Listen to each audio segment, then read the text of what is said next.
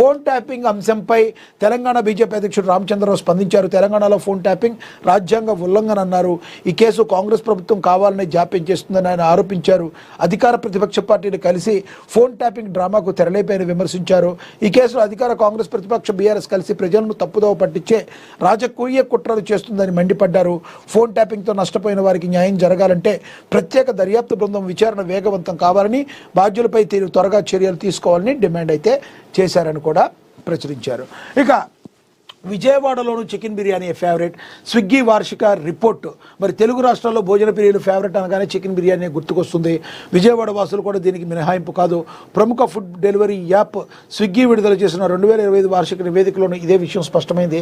అయితే బిర్యానీ తర్వాత విజయవాడ వాసులు అత్యధికంగా ఇష్టపడుతుంది మెత్తటి తెల్లటి ఇడ్లీ. స్విగ్గీ వెల్లడించిన వివరాల ప్రకారం 2025 జనవరి 1 నుంచి నవంబర్ 30 వరకు విజయవాడలో ఏకంగా 7.78 లక్షల చికెన్ బిర్యానీ ఆర్డర్లు నమోదయ్యాయి. గత కొన్నేళ్లుగా ఇదే ట్రెండ్ కొనసాగుతూ ఉండగా ఈసారి కూడా బిర్యానీ తన అగ్రస్థానాన్ని నిలబెట్టుకున్న తర్వాత 3.2 లక్షల ఆర్డర్లతో ఇడ్లీ రెండో స్థానంలో నిలవడం విశేషం. సాధారణంగా టిఫిన్ ఐటమ్స్లో దోశకు ఎక్కువ ఆదరణ ఉంటుందనే అంచనాలు పక్కకు నెడుతూ ఇడ్లీ టాప్ 2లో చోటు దక్కించుకుంది. ఇక 2.7 లక్షల ఆర్డర్లతో వెజ్ దోశ మూడో స్థానాన్ని దక్కించుకుంది అని చెప్పి ప్రచురించడం అయితే జరిగింది. ఇక కాంగ్రెస్ పార్టీలో భారీ చేరికలు. కంది శ్రీనివాసరెడ్డి క్యాంపు కార్యాలయంలో కార్యక్రమం. 10-23 వార్డులోని పెద్ద సంఖ్యలో తరలివచ్చిన మహిళలు, కాలనీవాసులు కండువాలు కప్పి స్వాగతించారు. తాహెర్ బిన్ హందన్ కంది శ్రీనివాసరెడ్డి మున్సిపల్ ఎన్నికల్లో గెలిపే లక్ష్యమని పిలుపునైతే ఇచ్చారు. ఆదిలాబాద్ జిల్లాలో కాంగ్రెస్ పార్టీ యొక్క జెండాను రెపరెపలాడించేందుకు విజయమే లక్ష్యంగా ముందుకు వెళుతున్నారు Congress party assembly incharge Kandi Srinivasa Reddy.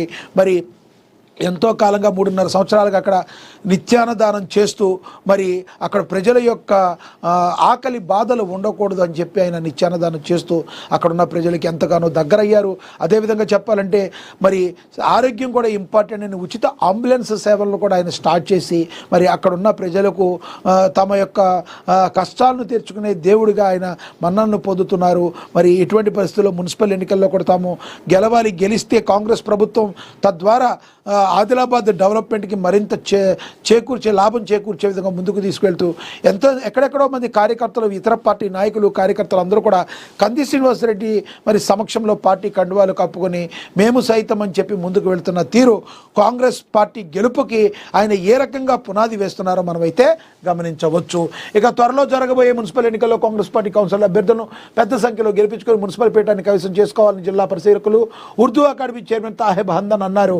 Adilabad Congress party assembly incharge Kandi Srinivasareddy అన్నారు. శనివారం ఆదిలాబాద్ పట్టణంలోని కంది శ్రీనివాసరెడ్డి క్యాంప్ కార్యాలయం ప్రజాసేవ భవన్లో జరిగిన చేరికల సమావేశానికి హాజరయ్యారు. 10వ వార్డు నుంచి మరి రజిత అల్చెట్టి నాగన్న ఆధ్వర్యంలో, 23వ వార్డు నుంచి కావేటి జ్యోతి ఆధ్వర్యంలో భారీ సంఖ్యలో మహిళలు, కాలనీవాసులు అయితే అందరూ పార్టీలో జాయిన్ అయ్యటం అయితే జరిగింది. ఇక మున్సిపల్ ఎన్నికల సన్నాహక సమావేశం కంది శ్రీనివాసరెడ్డి క్యాంప్ కార్యాలయంలో కార్యక్రమం ఘన స్వాగతం పలికారు. కంది శ్రీనివాసరెడ్డి స్థానిక కాంగ్రెస్ నాయకులు గెలిపే లక్ష్యంగా పనిచేయాలని చెప్పి పిలుపునిచ్చారు. మున్సిపల్ ఎన్నికల్లో గెలిపే లక్ష్యంగా ముందుకు సాగాలని పార్టీ శ్రేణులకు మున్సిపల్ ఎన్నికల పార్లమెంట్ ఇన్ఛార్జ్ సుదర్శన్ రెడ్డి దిశానిర్దేశం చేశారు. ఆదిలాబాద్ పట్టణంలోని కంది శ్రీనివాసరెడ్డి క్యాంపు కార్యాలయం ప్రజాసేవ భవన్లో పురపాలక ఎన్నికల నేపథ్యంలో ఎమ్మెల్సీ దండే విఠల్, ఖానాపూర్ ఎమ్మెల్యే వెడ్బబొజ్జు పటేల్, జిల్లా పరిశీలకులు తాహెర్ బిన్ హందన్తో కలిసి పార్టీ శ్రేణులతో సమావేశమయ్యారు. మరి ఇక్కడ మనం చూడొచ్చు కంది శ్రీనివాసరెడ్డి క్యాంపు కార్యాలయం ఏదైతే ఉందో ఆ ఇమేజ్ను కూడా మనం ఇక్కడైతే చూడొచ్చు. ఇంకా అదేవిధంగా రంజాన్ పండుగను ప్రశాంతంగా జరుపుకోవాలి అని చెప్పి మంచిర్యాల అదనపు కలెక్టర్ పి చంద్రయ్య తెలిపారని కూడా ప్రచురించారు. దళితుల వేధింపులకు గురి చేయొద్దని రాష్ట్ర SC ST commission chairman Bakki Venkataiah కూడా చెప్పారని కూడా ప్రచురించారు. ఇక ఆన్లైన్లోనే ఇసుక బుకింగ్ అని TGMDC vice chairman managing director mines and geology director Bhavesh Mishra మాట్లాడారని కూడా ప్రచురించారు. ఇక మనకి తెలుసు చట్టమా చమత్కారమా, మరి చట్టం చమత్కారం విచారణలో చేస్తుంది ఎవరు, విచారణ ఎదుర్కొనేది ఎవరు, సిట్ విచారణ న్యాయ పోరాటమా, మరి లేక 2 ఏళ్లైన ముగింపు లేని ఫోన్ ట్యాపింగ్ కానీ మరి ఆర్టికల్ అయితే రాశారు. మరి వీకెండ్ అనాలిసిస్ అయితే రాశారు. ఇదైతే మనం దీని గురించి కూడా మాట్లాడుకున్నాం. ఇక అదేవిధంగా మరి సిట్ విచారణకు హాజరయ్యారు. మాజీ మంత్రి కేటీఆర్ సిట్ విచారణకు అయితే హాజరయ్యారు. మరి హాజరైన తర్వాత ఆయన మారిన దృశ్యమని, అదేవిధంగా నేనే సిట్ అధికారులను 100 ప్రశ్నలు అడిగారని మాజీ మంత్రి హరీష్ రావు అన్నారు. నా ప్రశ్నలకు సిట్ అధికారులు నీళ్లు నమిలారని మాజీ మంత్రి కేటీఆర్ 7:30 గంటలకు పైగా జూబ్లీహిల్స్లో విచారణకు హాజరైన అనంతరం మీడియాతో వ్యాఖ్యానించారంటే ఇక్కడ విచారణ ఎవరు చేస్తున్నారు? విచారణకు పిలిపించారా లేక విచారణకు వెళ్ళిన వారా? ఈ ప్రశ్నలే నేటి రాజకీయ వాతావరణానికి అద్దం పడుతున్నాయి.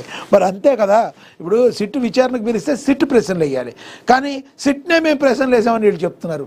ఇక్కడే ఎక్కడో తేడా కొడుతుంది సీనా అన్నట్టుగా మరి అంతా ఉందన్నట్టుగా మాట్లాడుతున్నారు జనాలు.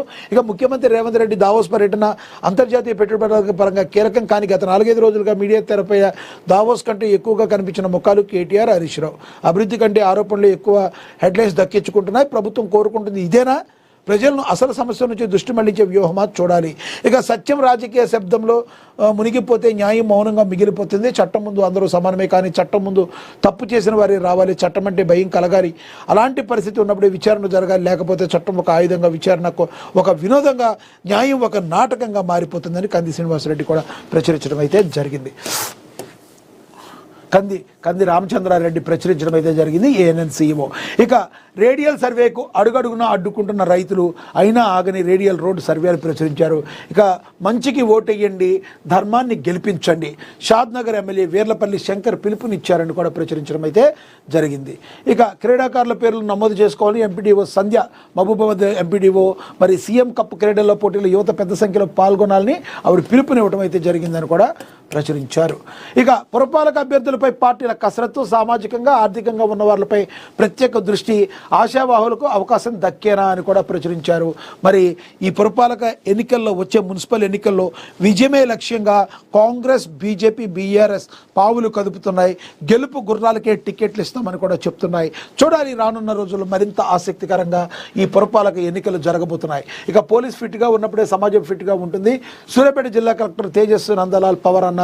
పోలీస్ సిబ్బంది సంక్షేమం కోసం ఎల్లప్పుడూ కృషి చేస్తామని సూర్యాపేట జిల్లా ఎస్పీ నరసింహ అయితే తెలిపారు. ఇక బీజేపీలో భారీగా చేరుకుని దేశాభివృద్ధి, ప్రజా సంక్షేమ బీజేపీ లక్ష్యమని బీజేపీ వరంగల్ జిల్లా అధ్యక్షుడు గంట రవికుమార్ అన్నట్లుగా కూడా ప్రచురించారు. ఇక వరంగల్ జనగామ జిల్లాకు దక్కిన విశిష్ట గౌరవమని జిల్లా కలెక్టర్కు బెస్ట్ ఎలక్షన్ డిస్ట్రిక్ట్ అవార్డులు ఇచ్చారు. మరి మంత్రి పొన్నం ప్రభాకర్ మాట్లాడుతూ కూడా మనం అక్కడైతే చూడొచ్చు. ఇక ఆఫ్ఘన్లో మంచు తుఫాన్ బీభత్సం, 61 మంది మృతి చెందినట్లుగా మరి దీనిలో ప్రచురించడం జరిగింది. గవర్నర్లను కీలుబొమ్మలుగా మార్చారని చెప్పి మరి ప్రచురించారు. కేంద్ర ప్రభుత్వంపై ఖర్గే